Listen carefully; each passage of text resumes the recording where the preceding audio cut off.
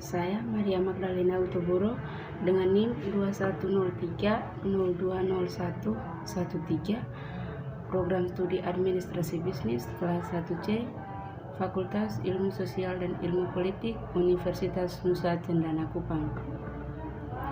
Di sini saya akan menjelaskan materi pada bab kelima, yaitu lembaga kemasyarakatan. Buku materi ini telah saya review. Pada poin pertama yaitu pengantar. Lembaga kemasyarakatan merupakan terjemahan langsung dari istilah asing yaitu social institution. Akan tetapi hingga kini belum ada kesepakatan mengenai istilah Indonesia yang dengan tepat dapat menggambarkan isi social institution tersebut. Ada yang mempergunakan istilah pranata sosial, tetapi social institution juga menunjukkan pada adanya unsur-unsur yang mengatur perilaku warga masyarakat. Kuntaraningrat mengatakan pranata sosial merupakan suatu sistem tata kelakuan dan hubungan yang berpusat kepada aktivitas-aktivitas untuk memenuhi kompleks kebutuhan khusus dalam kehidupan bermasyarakat. Definisi tersebut menekankan pada sistem tata kelakuan atau norma-norma untuk memenuhi kebutuhan masyarakat.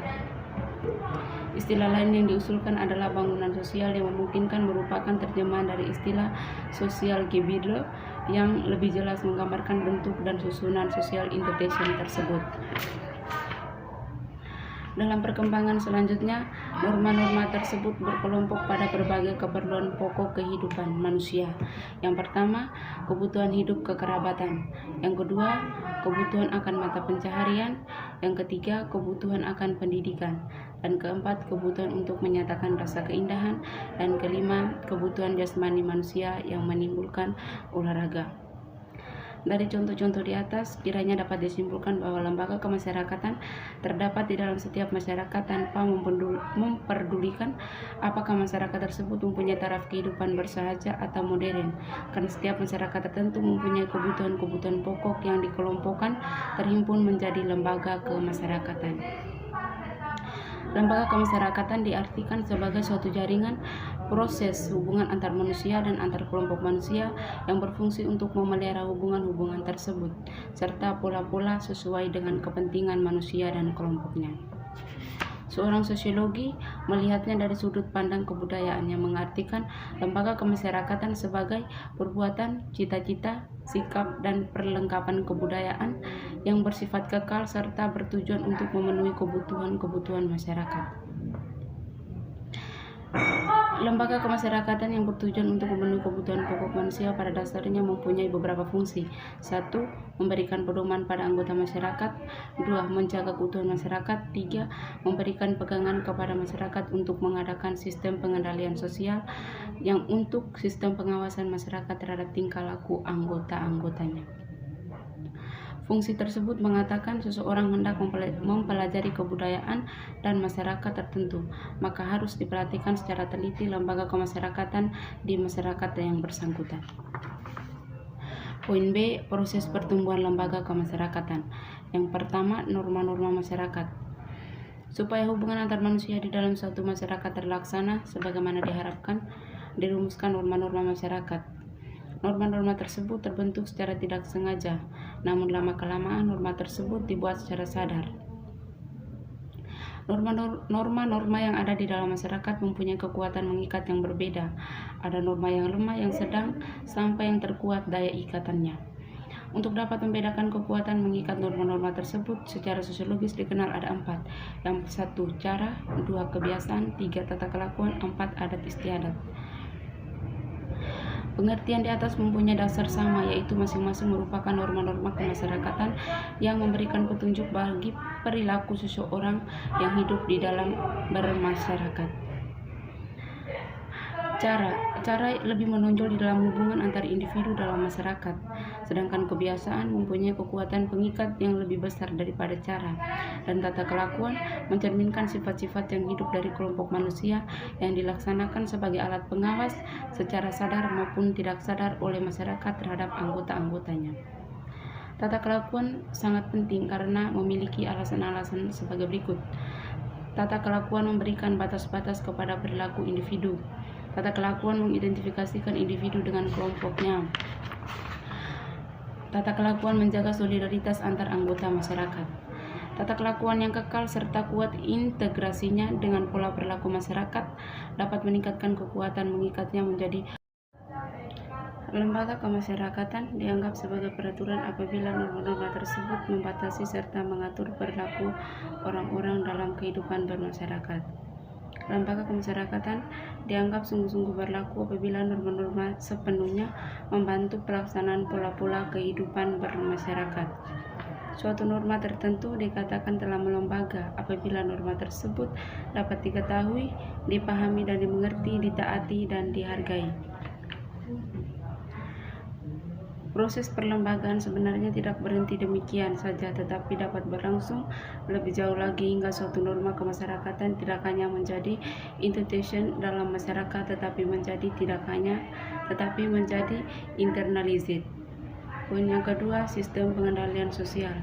Dalam percakapan sehari-hari, sistem pengendalian sosial seringkali diartikan sebagai pengawasan oleh masyarakat terhadap jalannya pemerintah, khususnya pemerintah beserta aparaturnya. Pengendalian sosial terutama bertujuan untuk mencapai keserasian antara stabilitas dengan perubahan-perubahan dalam masyarakat, atau sistem pengendalian sosial bertujuan untuk mencapai keadaan damai melalui keserasian antara kepastian dengan keadilan atau kesebandingan. Suatu proses pengendalian sosial dapat dilaksanakan dengan berbagai cara yang pada pokoknya berkisar pada cara-cara tanpa kekerasan ataupun dengan paksaan.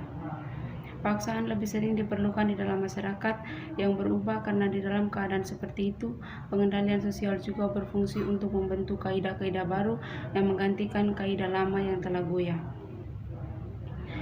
Masih banyak lagi alat-alat pengadilan sosial yang menjadi bagian dari lembaga-lembaga kemasyarakatan maupun di luarnya. Perwujudan pengendalian sosial mungkin adalah pemindanaan, kompensasi, terapi, ataupun konsiliasi. Perwujudan pengendalian sosial tersebut tidaklah masing-masing berdiri sendiri di dalam wujudannya yang murni, tetapi merupakan kombinasi antara berbagai wujud sebagai alternatif. Dengan adanya norma-norma tersebut, setiap masyarakat diselenggarakan pengendalian sosial atau social control. Poin yang kecil, ciri-ciri umum lembaga kemasyarakatan. Ciri-ciri umum lembaga kemasyarakatan. Yang pertama, suatu lembaga kemasyarakatan adalah organisasi pola pemikiran dan pola perilaku yang terwujud melalui aktivitas kemasyarakatan dan hasil-hasilnya. Yang kedua, suatu tingkat kekalahan tertentu merupakan ciri dari sebuah lembaga kemasyarakatan. Yang ketiga, lembaga kemasyarakatan mempunyai satu atau beberapa tujuan tertentu. Yang keempat, lembaga kemasyarakatan mempunyai alat-alat perlengkapan yang dipergunakan untuk mencapai tujuan lembaga yang bersangkutan. Yang kelima, lambang-lambang biasanya merupakan ciri khas lembaga kemasyarakatan. Yang keenam, suatu lembaga kemasyarakatan mempunyai tradisi tertulis ataupun yang tak tertulis. Secara menyeluruh, ciri-ciri diterapkan pada lembaga kemasyarakatan tertentu. Sebagai suatu lembaga kemasyarakatan, perkawinan mempunyai fungsi-fungsi, di antaranya sebagai berikut: 1. Sebagai pengatur perilaku seksual manusia. Yang kedua, sebagai pengatur pemberian hak dan kewajiban bagi suami istri. Yang ketiga, untuk memenuhi kebutuhan manusia akan kawan hidup. Yang keempat, untuk memenuhi kebutuhan manusia akan benda material. Yang kelima, untuk memenuhi kebutuhan manusia akan pretise. Yang keenam, di dalam hal tertentu untuk memelihara interaksi antar kelompok sosial. D. Tipe-tipe lembaga kemasyarakatan. Tipe yang pertama yaitu Creative Intervention. Tipe yang kedua dari sudut sistem nilai yang diterima masyarakat. Tipe yang ketiga dari sudut penerimaan masyarakat dapat dibedakan operative atau social centered dengan incidental. Yang keempat, pembedaan antara general intention yang timbulnya klarifikasi didasarkan pada faktor penyebarannya. Yang kelima, berdasarkan fungsinya. Klasifikasi tipe-tipe tersebut menunjukkan bahwa dalam setiap masyarakat akan dijumpai berbagai macam lembaga kemasyarakatan. Yang E, cara-cara mempelajari lembaga kemasyarakatan.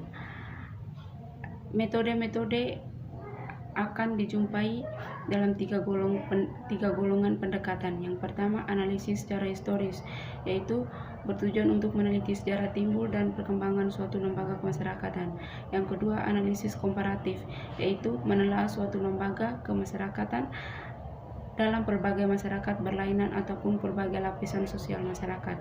Yang ketiga, analisis fungsional, yaitu kemasyarakatan diselidiki dengan jalan menganalisis hubungan antara lembaga-lembaga tersebut.